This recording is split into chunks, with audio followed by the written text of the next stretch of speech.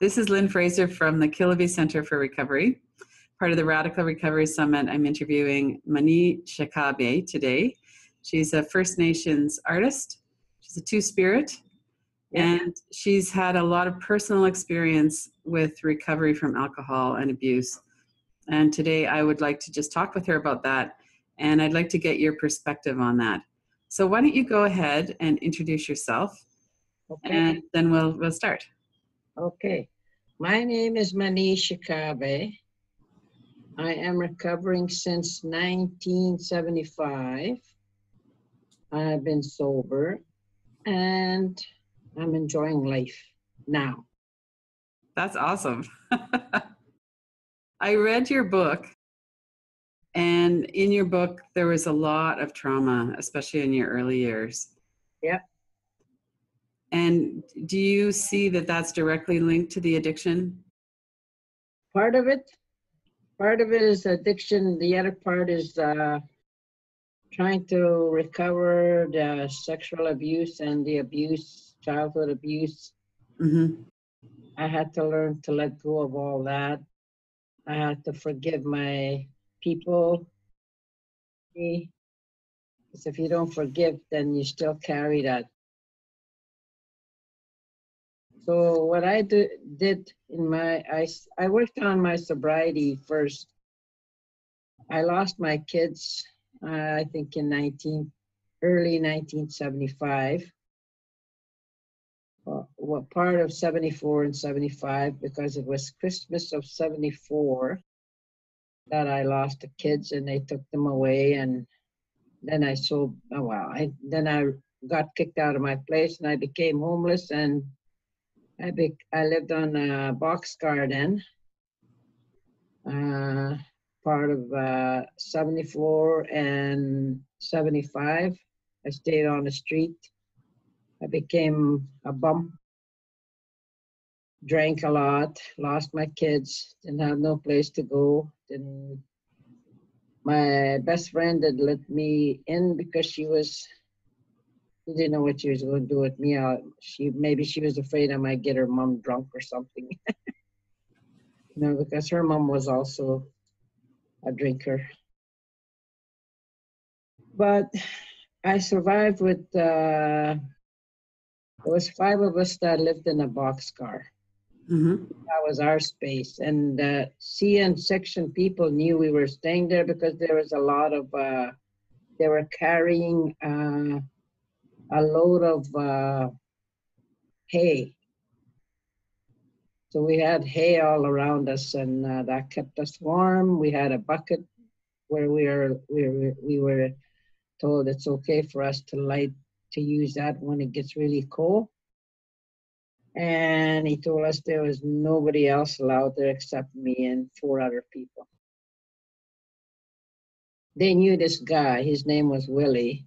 He was an older fella, and they knew him, they liked him. He probably was part of the old CN place.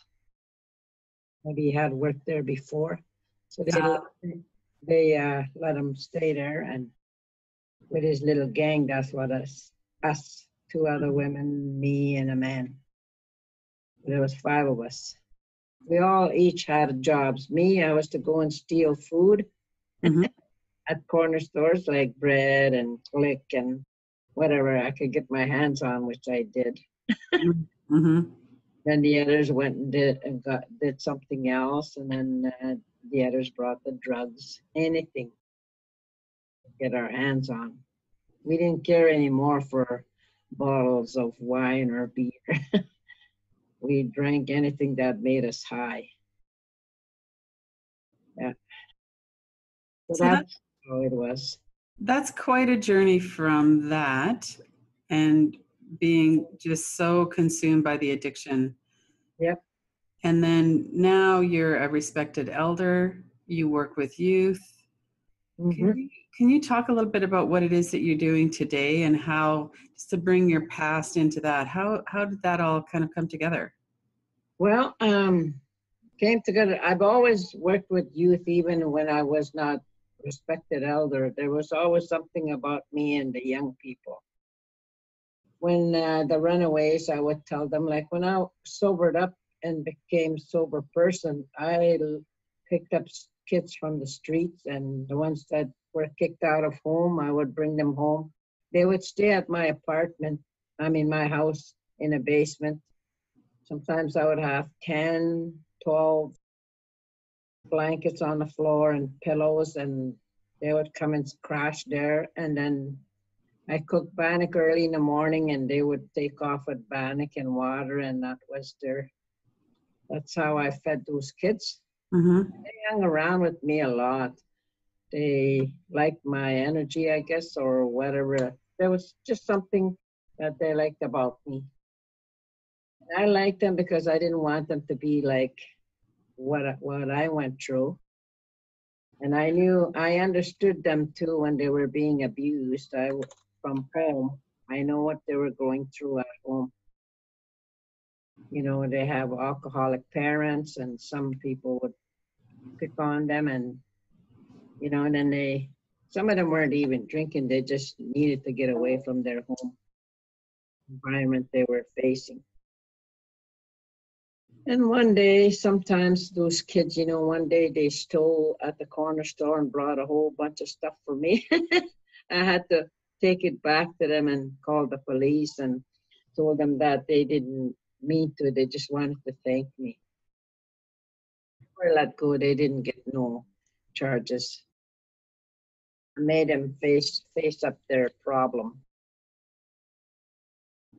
You know, and then you know, little by little, I started to lose my kids. I think around 1975, 76, 1978 or 79, I moved into a different place, and then I started to lose the kids. They started disappearing. They went to Vancouver, some of them. I heard from Vancouver, and I heard from them different places where they were, and some were growing up and some had kids. I met a young fella came to look for me here in Thunder Bay who lived in Fort McMurray and came to visit me and thanked me personally for the life that I helped them with. Mm-hmm. Yeah. I'm sure you made a big difference in those children's lives. Yeah. And, you know, and I was trying to stay sober. I would get up 6 o'clock in the morning, take my kids to the sitter, Mm-hmm. then go to work, and then go to meeting and go to training. And they were teaching me how to talk English. That's what was going on. And then I translated the big book, Alcoholics Anonymous, big book, with a couple other people that were translating. And your heritage is Ojibwa and Cree? Yeah, Cree, yeah. My grandmother was Cree, full Cree. My grandfather was Ojibwa and French. Your grandmother was very special. I loved reading about her in your book. Yeah, I love talking about her. Yeah. She was a beautiful woman. You know, she wasn't, even though she was old, everybody says she was old because she was, her skin was hanging down and she was fragile. She was totally blind, but she looked like she could see almost everything.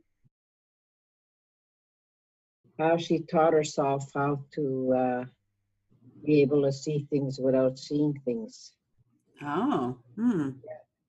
And her hearing wasn't too bad.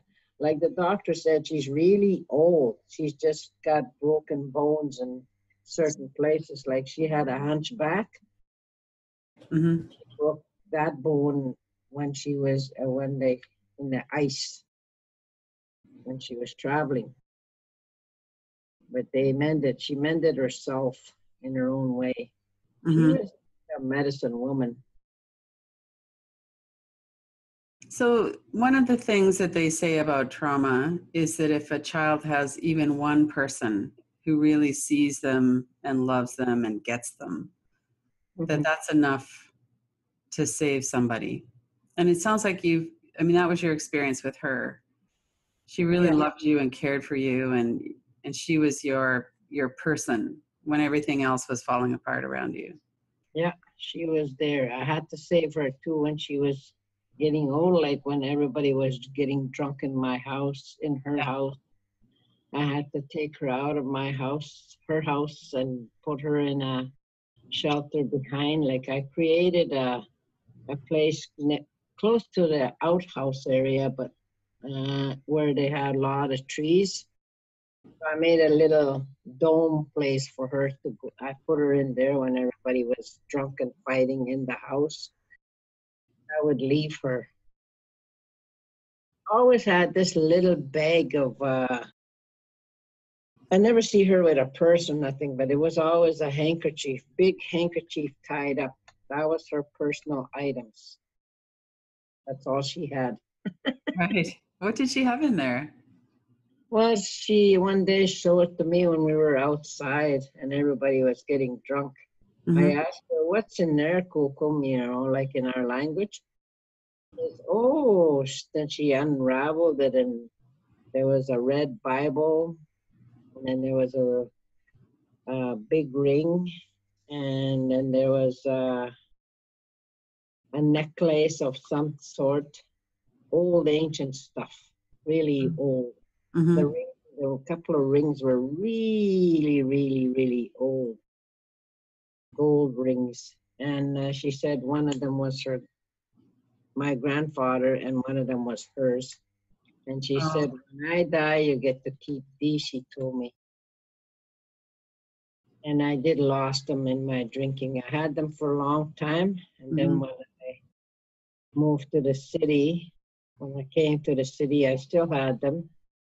And then I lost them after that because of my drinking. I don't know who took it. Oh, that's a shame. Hmm. I Mm-hmm. didn't take it to the bar. I always had it in my home, wherever my home was going to be. I think the people I lived with in when I came back from when I came from Mumbabaka to Thunder Bay, my best friend, I think her and her family or somebody there might have taken it when I went missing in action because I was drinking. Mm-hmm. They might have taken that. I don't know. I'm not blaming anyone. I just know I lost it. You lost it, yeah, yeah. Yeah. There's So no when did really to blame. yeah, when did you start doing art and painting? Um, I was 9 years old. Did an art on my grandmother on a big birch bark with using ashes from the fire pit. I made her face really just exactly what she looked like. That was my first art. My stepdad told me this is what you can do, and then we went in the bush and picked up some berries and taught me how to mix the red berries and orange berries and the blueberries that you can't eat. Mm-hmm. He said you can mix those and put them as part of your art, part of red ink, part of shadow kind of stuff. So that's what I did with my grandmother's face. And and then I lost her. Well, I didn't lost her. Indian Affairs from her name was Mrs. Gowans.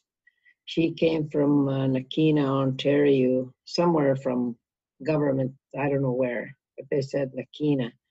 She came there and visited everybody at, because she was an Indian Affairs a woman, and she came to visit these people, us. And then she saw my painting. She asked me if she could borrow my painting to hang to show everybody at the Indian Affairs office, the oldest woman that she met. Mm-hmm. She was going to bring it back, and she never brought it back. She came. She said she forgot. And next time I saw her, she didn't talk to me. I tried to talk to her about my artwork. My dad, my stepdad told me just to let it go, let it be. That was my grandmother. That was my first time painting. And Right. little by little, I did some wheatgrass paintings and biting painting. You know, when you bite wheatgrass, you make your little trails of different art. That's what I did. And then I quit doing that. Then when I sobered up, I started to do art again. That was part of your recovery. Yeah, that was my recovery. Right. I did lots of pencil stuff in a book about this big, one of those pages. So I wrote my journals in there, but they weren't really like writing the way I normally did. It's more like whatever I know how to spell, I would spell that, and then I would draw what I didn't know how to spell. And that's what those are the ones my oldest sister, burnt all of my talk, all of my paintings, all of what I witnessed. She didn't like it because she said, "You're exposing me and my family," she said. Oh. All of a sudden, I was no longer her sister. I was no longer anybody, because my dad was he was my stepdad. He was my real dad. He married my real mom when my mom came back from sanatorium. And I was, when she came back from sanatorium, she originally was in sanatorium for 5 years. I was born and made there. It wasn't sanatorium, it was a residential hospital. Then it became sanatorium later. For tuberculosis?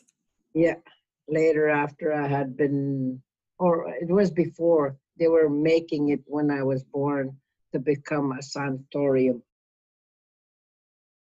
But I was born there before, while they were doing their residential.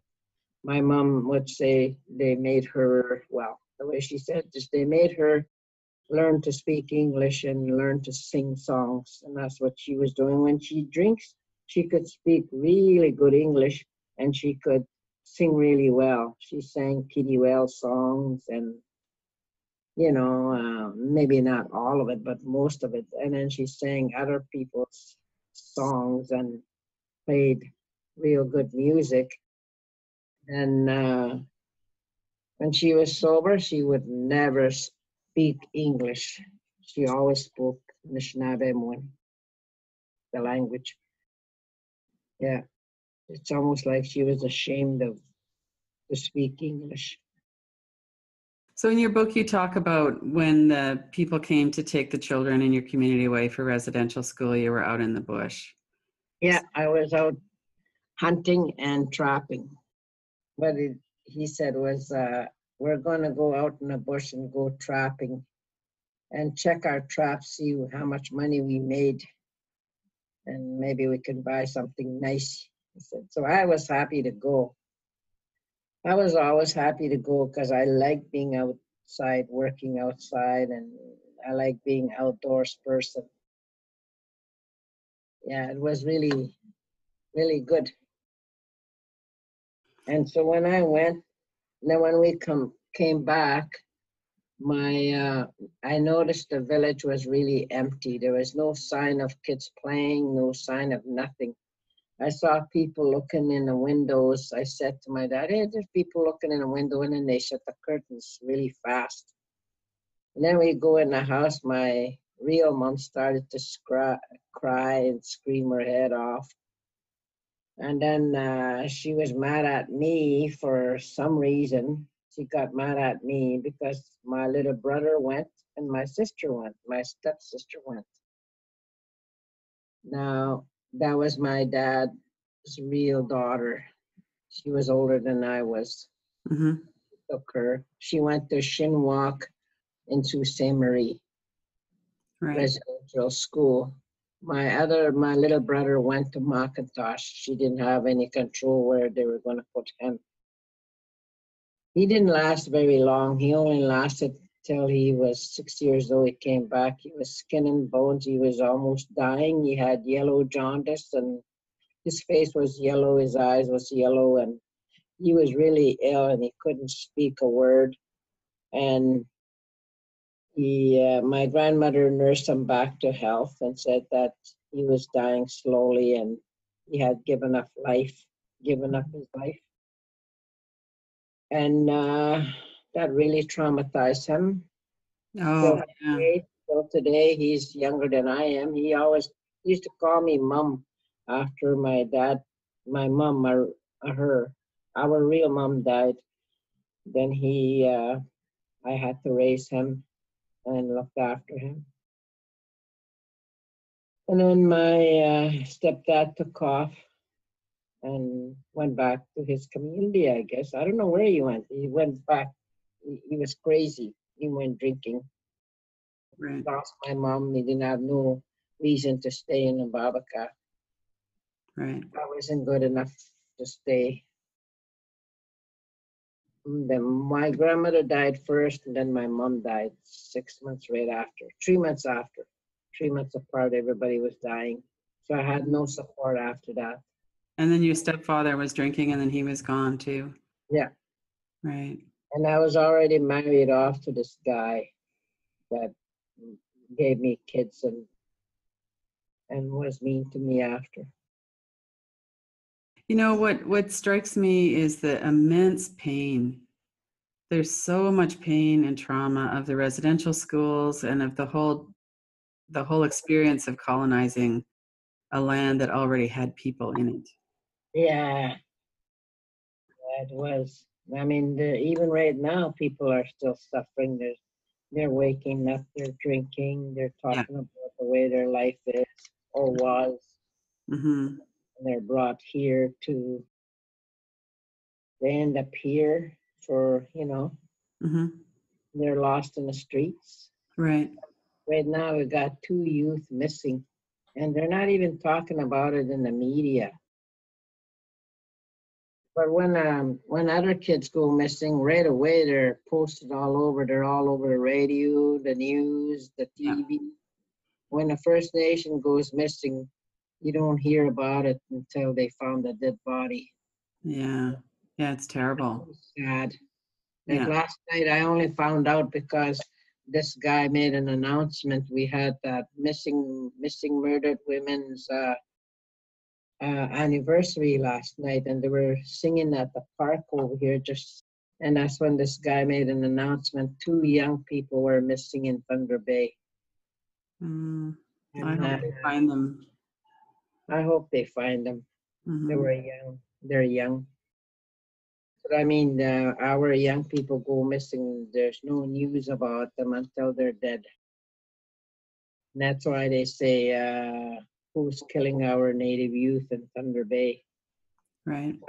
And I've been involved with the native youth and just any young people, not just native, even young white kids sometimes are attracted to me because of, I don't know who I am or because of, I think it's because of who I am. I just come out and speak in public and, and now my book is out. And then I was in a movie called Fire Song.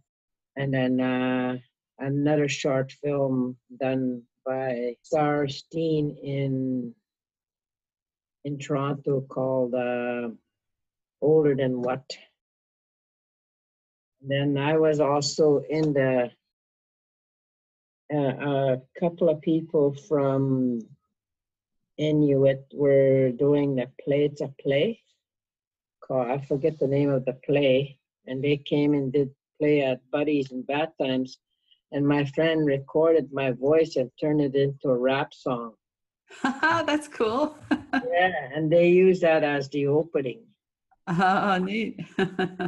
Through my either short YouTubes or short video clips, you'll hear my voice in one of those events. Show some of your art as well. We can see that what's behind you is just beautiful there. You've worked in treatment centers, is that correct? Yeah, I worked with, in 1976, I worked with, I went on training program with Smith Clinic. They put me on, the way it started was a guy from, he's a school teacher, his name was Walter, and he says, how would you like to get into the program? Because you can speak really good Anishinaabe. And the guy at the treatment center did ask me one time when I was there as a treatment person, like I was sober about a year. I went into that program to learn more about my sponsor said, I think it's a good idea if you went to treatment and you'll understand more about the program. You'll understand the 12 steps. Mm-hmm. You'll get a chance to talk about different things. I said, okay.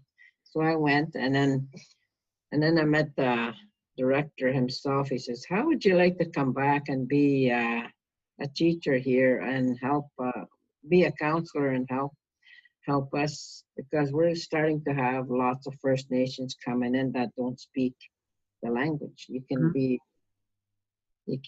talk to people. You'll make a difference. I said, okay, no problem. So the program came. There was a 1-year program it's a trial. They were doing that just to see if they can employ a couple of people that goes for treatment. They were taking native people from Thunder Bay. There was about 4 from Thunder Bay, Fort Francis, Kenora, all around the area, Marathon. So they picked up a few of them that's been sober to train them. And I couldn't get in. I went to the employment insurance office, and the guy said, I said, I want to go into this program. He said, oh, I'm sorry, you can't. You're unteachable, he says. It's too late for you. You can't get in at all. You don't need to work there. We can't train you. We can't do anything with you. You're unteachable. So don't waste your time here, he says. He just wrote you off. Yeah. He had a red suit jacket on and, just really, his name was Henry. And I remember him so clearly, deadly clearly, that I made a decision. If I ever get into this program, I'm going to go back and see him after. Mm-hmm. So, and then I got in by chance, somebody from Fort Francis decided wasn't going to take, was a guy, he wasn't going to come. He changed his mind. So I took his seat. By the time they did all the paperwork, I was already well in the program 6 months later when the red tape go through. Yeah. So, and I was making 100% of all my mark because I worked really hard. I worked really hard, and I wanted to learn so much like everybody else was. I wanted to learn English. I wanted to learn, just really learn. I really wanted to learn. And so when we finished the whole work, I went to see this guy. A year later, I went to see him. I already got hired at Smith Clinic. So I just wanted to do the paperwork. Took my paper over there, and I asked for him specially. And they said, oh, he's out for lunch, come back later. So, and I went back and I took my paper and slammed it on his table. I said, hey, find me a job, sign me up for a job. He looks at me, he says, oh, and then he looks at my name and he says, oh, oh, okay. And then he saw everything what I did. I said, I've been certified. Here I am now, find me a job, I told him. Just for the heck of it, I wanted to. And I want to work here at the Smith Clinic. He looks at me, he didn't know what to say. Okay, just a minute, he said. He went over, he says, just a minute, he said. Then he took off. Then another person came on. I'm sorry, I'm taking over his stuff. He can't talk to you. And I said, why? Because what he said to me a year ago, I guess that's what happened. I don't know, she said. But I'll do the work. I said, well, you don't have to worry about it. Just sign that paper, I told her. And then I'm already hired at St. Joe's. Oh, good for you. She was congratulating me and all that stuff. And what did mind if I ask you, what did he tell you? Why is he doesn't want to deal with you now? I said, because he refused me for a job, for training. I said, he said I was unteachable. And I will never forget what he said. And he's got the same jacket on. Doesn't he ever change his clothes? I said, I was being mean. And then later on, I sort of forgave that and then said, okay, he was just trying to be the boss. You know, he was just trying to show his stuff to people. That's And terrible, though, to hear from somebody that you're. yeah, he was just prejudiced against me that, well, you're unteachable. You're too late now. We can't teach you. You Yeah, know, yeah, he did say that. And he yeah. saw me that way, that I was not teachable and I was First Nation. So I didn't do any more about him. People told me I should sue him. And I said, no, it's just a waste of time and energy. I could use my energy trying to help somebody else stay Yeah. sober and try to do something better. Well, and that's why people are attracted to you, because you don't look at someone and write them off. You know, No. you see them as a human being who has, everybody has their own set of skills and wonderful things. Yeah. Yeah. Yeah. That was then. So you worked in the treatment center for a long time? No, not very long. I left in 1980 because I ended up marrying this person thinking, oh, I'm going to get married. My stepdad kept telling me I should get married. Those kids are going to need somebody to help me to help to raise them. Hard being a single mother. Yeah. Yeah.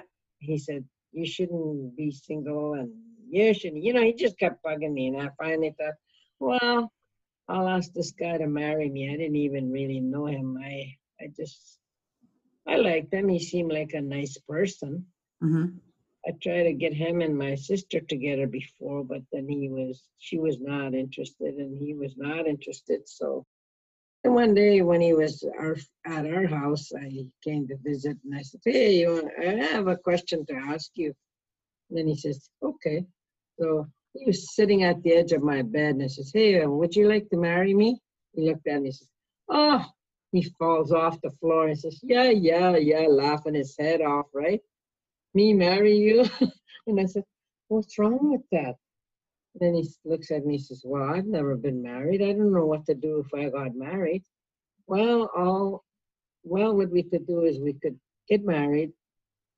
Give me your name and I'll give you my name, and then we'll become good friends.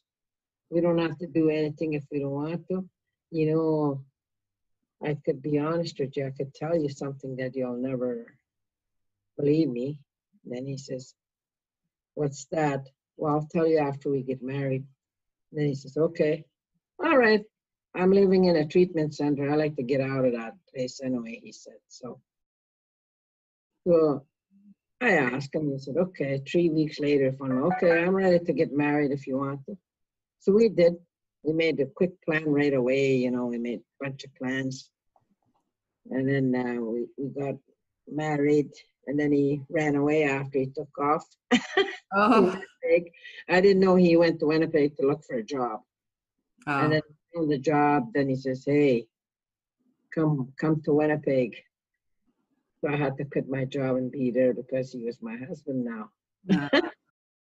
Then I told him that year when I got to Winnipeg, I says, well, you know, I said, I can't really sleep with you. I don't really like to do those kind of things with you because you're not the right kind of person. He looks at me and says, well, I can pretend. I can be that person. I can pretend I'm a woman. I can dress up like a woman, he said. He was pretty cooperative. No, he didn't. He was just teasing me. Okay. But he had other things in his mind. I didn't know he had kids problem. I didn't know he was into kids and stuff, or young girl. I had a young girl. I had a young daughter, Joanne, my oldest daughter, and my son. And so I didn't know he was that way. Oh. I didn't know that until my daughter finally blurted out. But that's her own story, and I can't talk about her story. Right. Oh, what a shame. Yeah. So that's what happened. And so I left them shortly after. I came back home here in 1987. I went to Gay Pride in Winnipeg, but I disguised myself. I wore a Halloween costume in my face and head part of it. Mm-hmm. So somebody didn't know who I was. And I went to a secret AA meeting with gay, Winnipeg gay meetings. But I told everybody I was going to the symphony, which I did. Whenever I was depressed, I would go to the symphony and listen to symphony music because I love symphony music. Mm-hmm. I feel like I learned symphony since I was young, when I used to run away from my own house in Umbalaka, run into the bushes and stand there. And one day I met music there. That's how I met my music. I was standing there one day, I heard a big crack. This is going back to that time. I heard a big crack, and I stood there in my little section man's outfit, like a little rolled up pants, and then my suspenders were on my shoulders, and then I had a little rain hat. A hat, a section hat, all spiked hat. It had lines in it, and just looked like a CN person. I'm standing there as a little girl listening to the music, and I'm standing there. I heard a big crack. I stood and listened, and then I said to myself, "What's that?" I was really scared. I thought somebody was coming, and then all of a sudden I hear these big grass, and then I heard it trickle down there, and then I heard the leaves, and then I thought, wow, what a beautiful music. So I would just sit there and close my eyes. I didn't care if there was a monster going to come and eat me up. It was worth it. But it wasn't a monster, it was just the music in the bush. Wow. Yeah, it was so beautiful. And every time I wanted to run away from my home area, I would run into the bush and listen to that. The music was, and that's why I spent so much time in the bush. Mm-hmm. Everybody used to wonder why I was going in the bush, where I would hide, and I had a hiding place in a crevice of a big old tree, down tree, and then that when it fell, it became like a little place to hide. Beside it is a nice big rock, and that's where I used to go and hide. Mm. So I was in the shelter. Nobody knew where I was. And you were safe there. I was safe there. I was safe from the abusers, from other people. Yeah. Yeah, so that's how I lived my life that time. Mm-hmm.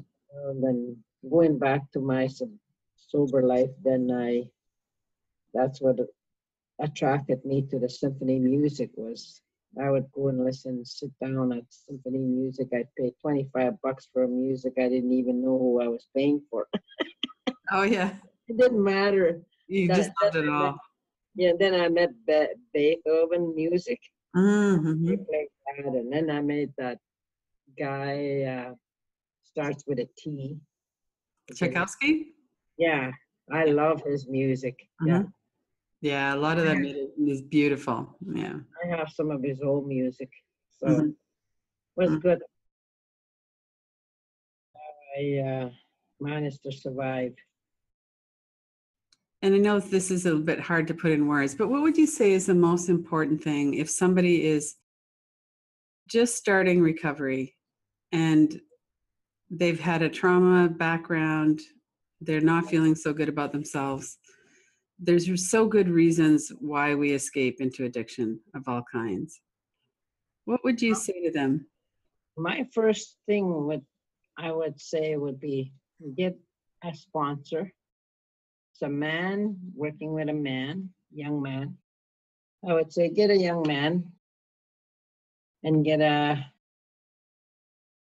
woman. I mean, like if it's a young man, I would say get an older man and an older woman, someone who's been sober a long time, who's been in recovery for a while, someone who looks really serious about the program.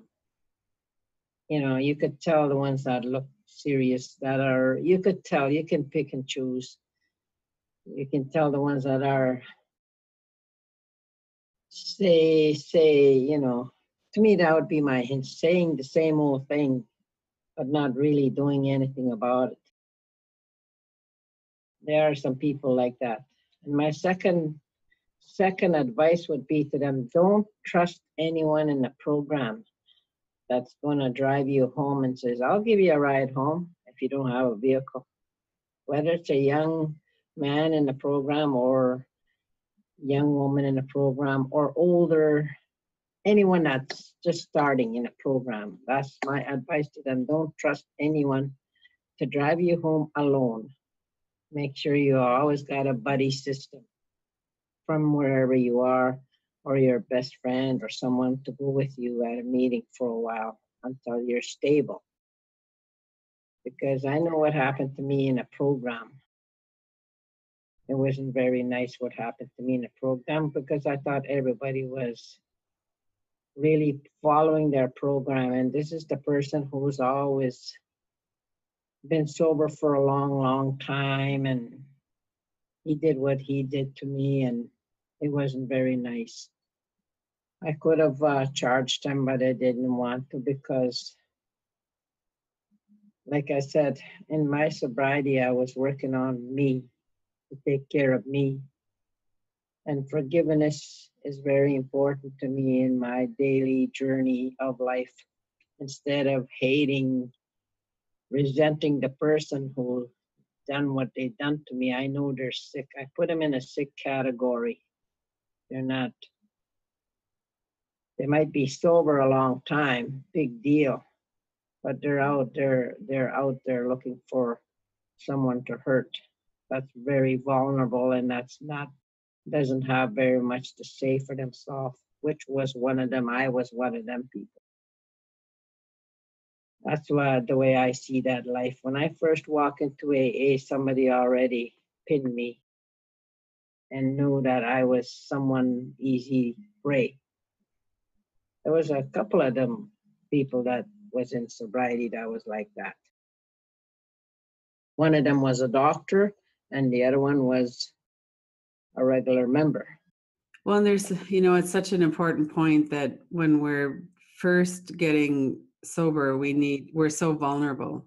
Yeah, we really need the support, the connection, and yet not everybody's trustworthy. So that's what I always tell my people. And I say to them, read the book, read the first 12 steps of the program, and then read the 12, the traditions. Learn those. If you can learn those, and you read them, even if you don't understand them, try and figure them out. And then talk to people in AA, but don't talk about too much that you're giving yourself to them totally, and they're going to run your life. Always have a caution light. You know, in the street lights, we have green light and red light, and then we have yellow light. Yellow light is to help us be aware what's around the corner, what's coming up. And that's how I use my program. I try to use it that way. And I know, like, when I was in a program, I got kind of bored after being in a program. I felt like I wasn't growing anywhere because whenever I wanted to talk about my real life, people would say, well, we don't talk about this here. You got to go see a counselor for that. When you're talking about if you're feeling suicidal, or if you're feeling, you need to talk about your sexual abuse, and nobody wants to hear that. Mm-hmm. All they want to hear is your drunkalog. Oh, right. And I said, well, I'm not going to stay here very long. Then, you know, I started looking for God. And I started questioning my God and who my God was. And that's when later on in life, I began to know who my God was. And the creator that I believed in became so important to me. I put all my trust in my creator now, and that's what I do. She was always there helping me out, looking after me. Really, I do believe in something that I can't see, something I cannot touch, something I cannot feel. That is out there and moves into my body inside like I don't know. If something was happening, I'm a good responder for, if somebody was dying or somebody getting, I know how to do things, but I'm a little slow at fixing me. You know what I mean? Yeah, I do. I can't respond that way to myself, but I can Mhm. respond easily to somebody when they're getting hurt. Mhm. So, but that's what I mean. You got to really get to know yourself, and you have to get to know your maker, whoever that is. Right. So forgiveness as it applies to ourselves Yeah. and compassion and kindness for ourselves. How do you work with that? There's so much shame. Uh, Forgiveness. How do I work with that? Well, with yourself and with people that you work with, there's so much shame around being abused and around addiction and so much disconnection. People are so disconnected from themselves. Well, I look around me, like I look at trees and their roots. How do they survive? They survive through the roots from another root to another root. And if you really look down and follow, and just stand there and imagine that one root, how many miles does that root go? There is always a connection from that root to another root to another root to the healing place.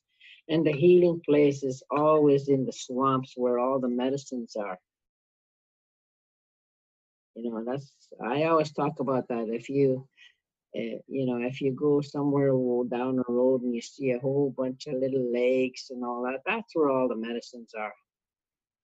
Little pond of, for us, it's disgusting. For the Mother Earth, it isn't. That's their medicine.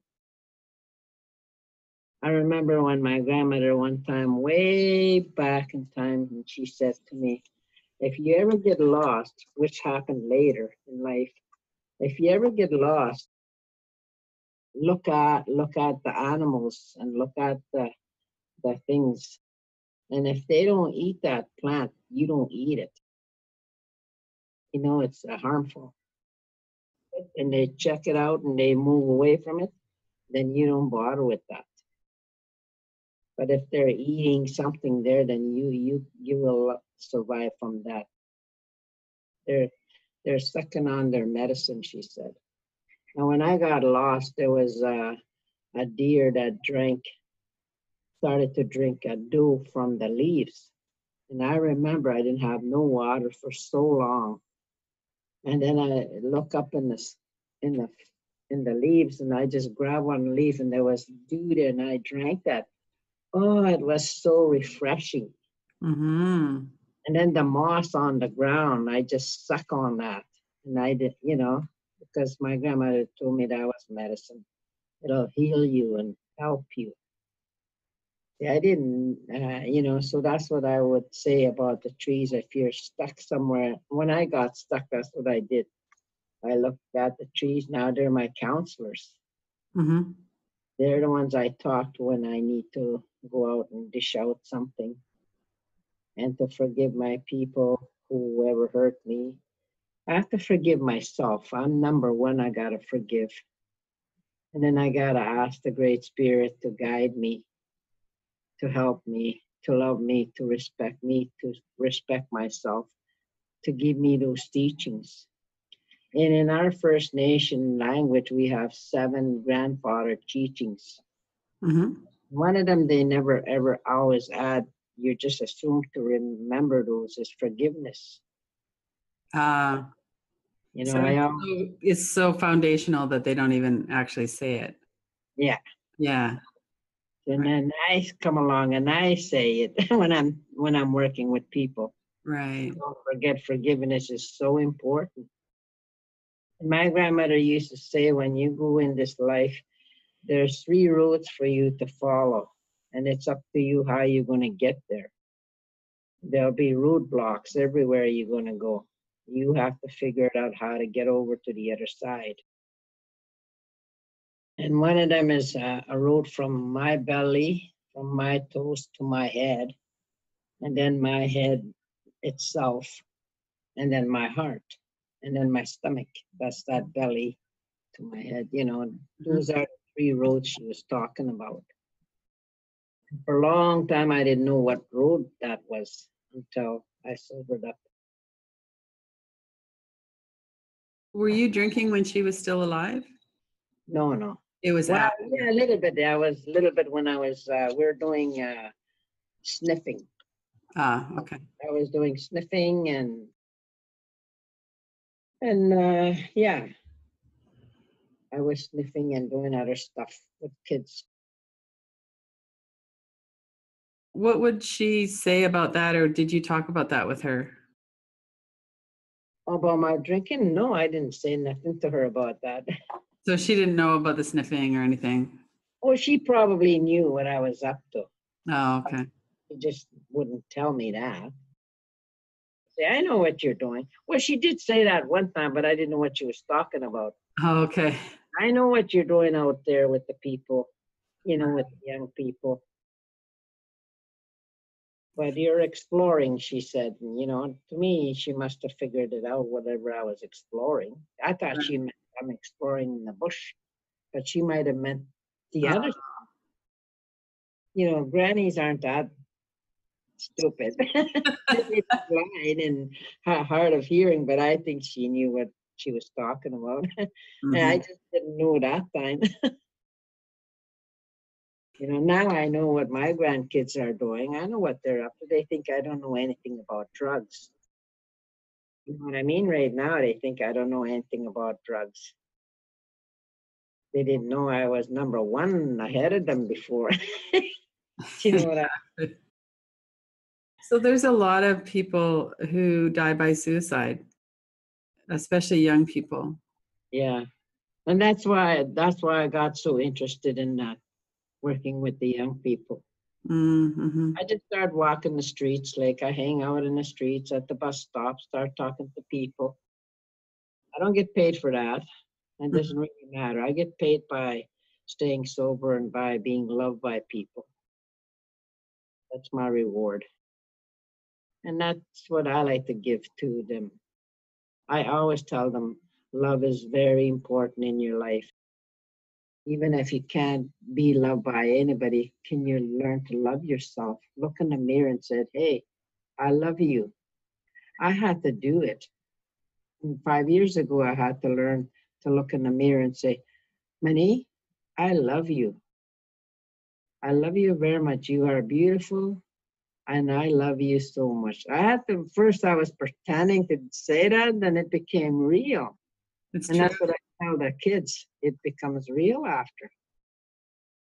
Then you start loving yourself, like all the marks I have now in my body. I say, oh, this came from that injury, from that person, this person, and that thing, and you know. And I learned to love them. I used to be embarrassed to wear shorts because I have too much scars in my legs, and people would ask me, what's that from? You know. But that time I wasn't ready to talk about these things. Then I started to work on art. That's how my sobriety began. I started to work on art. I started to draw the pictures of my feelings. It became on paper, on my paintings. I started showing them in my paintings. I started to talk about them, not with anybody, but just me, myself, and I started to recognize, oh yeah, I know what that comes from, where that comes from. I'm gonna put my feelings there, my pain. And that's some of the paintings that I have comes from that. So it's a way of tuning into what you're feeling. That time, yeah. Right. When I was working on the pain. At that time when I was thinking about my life, oh, when they were hurting me, that's what I put in there. Right. And then it helped to release that? Yeah, it helps to release that. because then it comes out on paper. It comes out in the canvas. Mm-hmm. And I can acknowledge it. And then I wrote it on my book, and that released a lot of it. I have a lot more to say, but I won't have any writers to write for me anymore. My friend who did the writing for me won't be able to do it because she's so busy and she's got growing kids now and she won't have time. I feel she's the only one who really could understand exactly. And I said to her, I want it exactly the way that I talk. I'm not in university. I don't have that kind of language where you put these words. And when people did read my book before it came on, before it became public, critics, the ones who read my book, to say, is that Ma-Nee talk? No, Ma-Nee wouldn't use that word. Ma-Nee is just, nah, it wouldn't be Ma-Nee. That doesn't sound like Ma-Nee, they would say. So that's how it happened. Everybody knows my language. The title of your book is A Two-Spirit Journey, the autobiography of a lesbian Ojibwa Cree elder. And can you speak a little bit about two-spirit for people who aren't familiar with that term or what that means? What does it mean to you? What it means to me is my grandmother used to say, Nisha Jijak Yawa means Nisha Jijak, there's two spirits in my body, mind and soul. Now, she told me that when I was 4 years old. Mm-hmm. And every year after that, she kept saying, reminding me every year, Nisha Jijak Yawa, you're going to have a hard life. When she kept saying that, you got two spirits and you're going to have a hard life.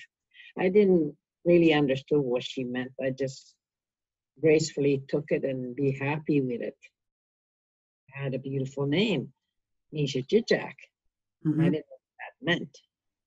Then over the years later, when I found out, I think 2010 is when I first heard what it meant in English. People use it, two-spirit. Oh, that's what I've been looking for. I don't know what I didn't get before. Gosh, I used to say two-spirit before, but I didn't know that meant anything. You know how you try to put your head into that word and it doesn't match? Mm-hmm. That's how it was for me for a long time. For many years, it didn't match. Then I went to a gathering, and then somebody said something about two-spirit gathering, and I thought, oh, now I know what that means. I'm going to take that name, two-spirit, number two, you know. Mm-hmm. That's so important. That's what my grandmother was trying to tell me what it was, what now I figured out.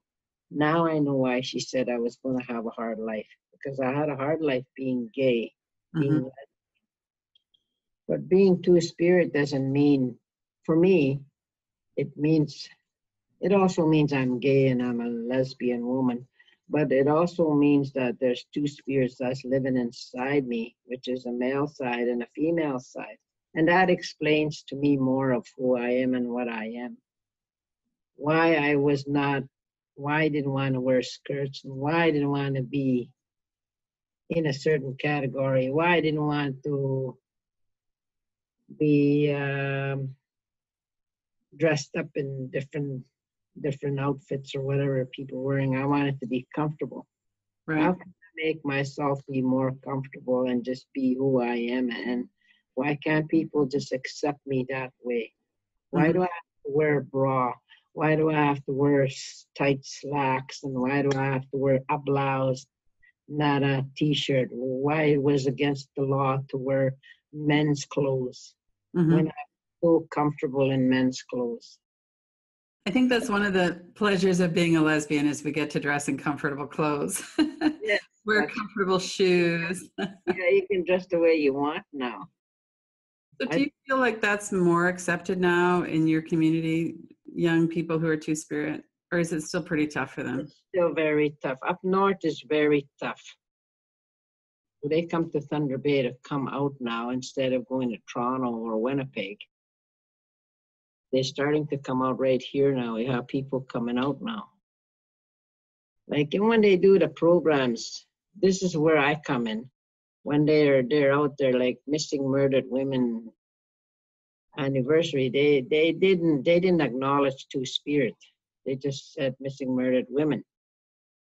And this is where I come out and I open my big mouth. So don't forget the Two-Spirit women that were murdered. And so when we go march, I'll be walking around saying that, not to forget to march with the idea of having Two-Spirit right there too. How would people get a hold of you? Dr. Chacaby, for talking and conversation, I use Gmail for business. And when people want to come and ask me to go to another place to go and talk, then that's where they reach me, is through Gmail. That's just for business. For other things, I use Facebook just to meet people or get to know what's going on in the community. And it has, when you go through, it has a picture of Mascobie on my Facebook. Well, and you've also helped so many people through your presence and being an elder and a healer. Mm-hmm. Yeah. And your book, where can people get a hold of your book? A bookstore, and then University of Lakehead. Yeah, you can get it on Amazon and then online. It sounds like you're still on a healing journey. Do you think? I am still working on a healing journey. Yeah. Yeah. People ask me sometimes if I think people ever completely heal from trauma. No. No. We have our traumas. The main ones that hurt us the most is what we work on.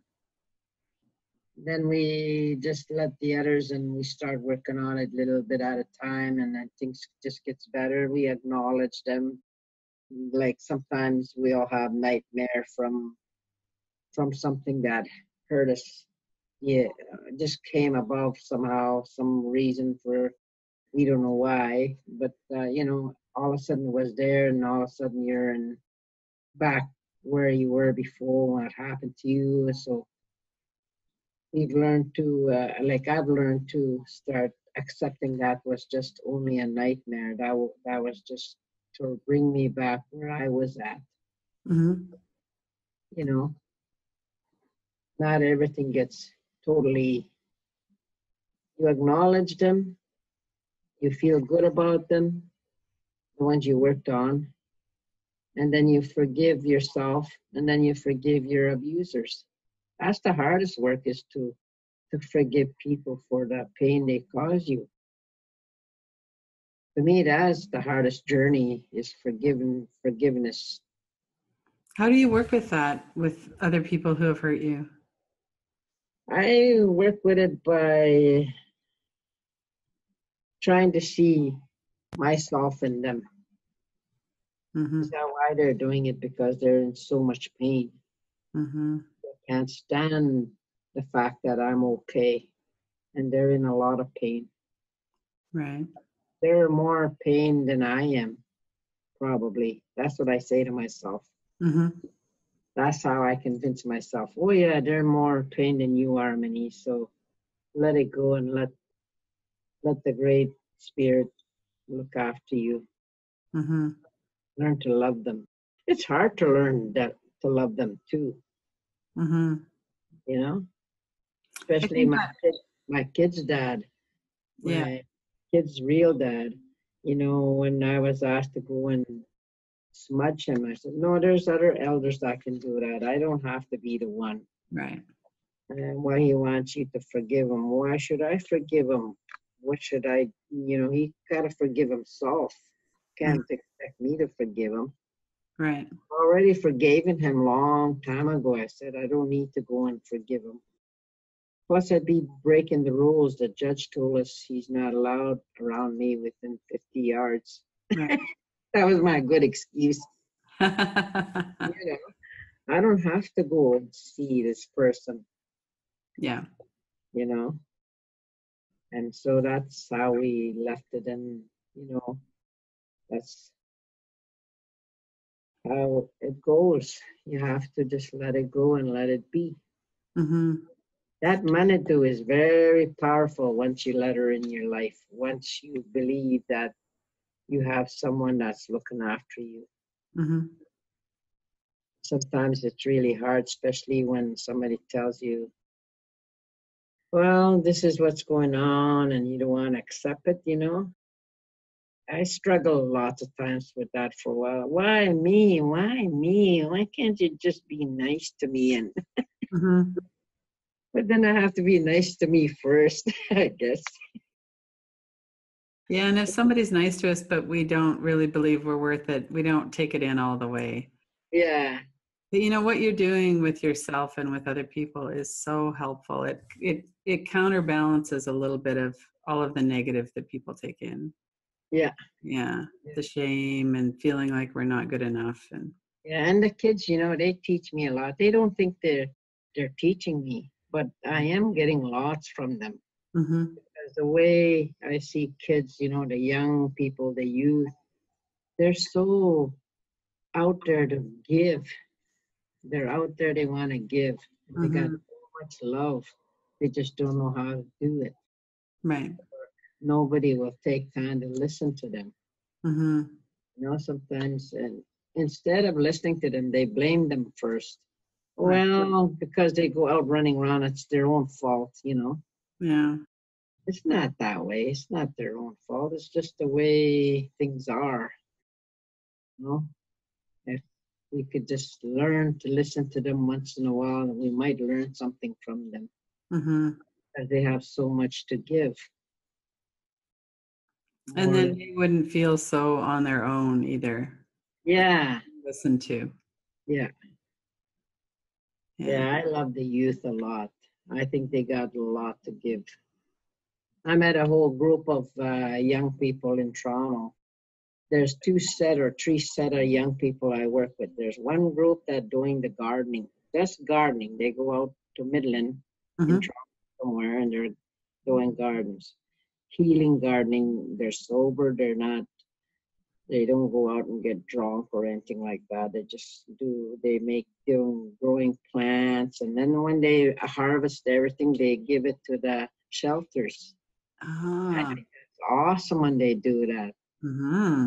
They invited me one year. I went there as their elder and I talked to them and they listened. And then they gave, the next year I was awarded a book. I'm not a book, a plaque. Oh yeah. That's one of the awards I got from that community. It's so awesome. Mm-hmm. All healthy young people doing gardening and tobacco they were growing was so huge. Wow.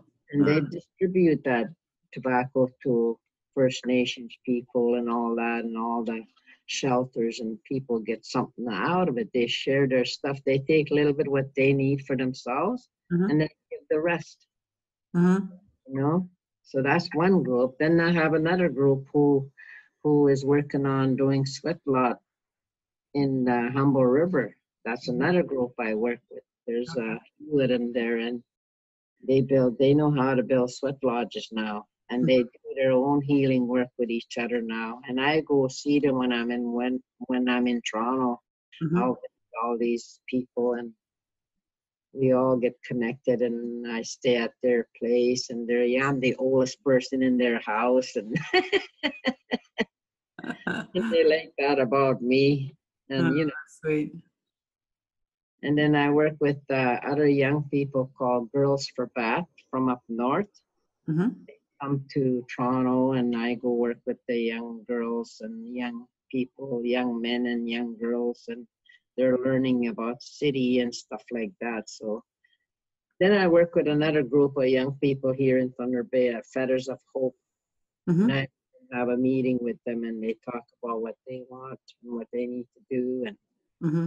what protocols they have to follow. And so we do our own little stuff.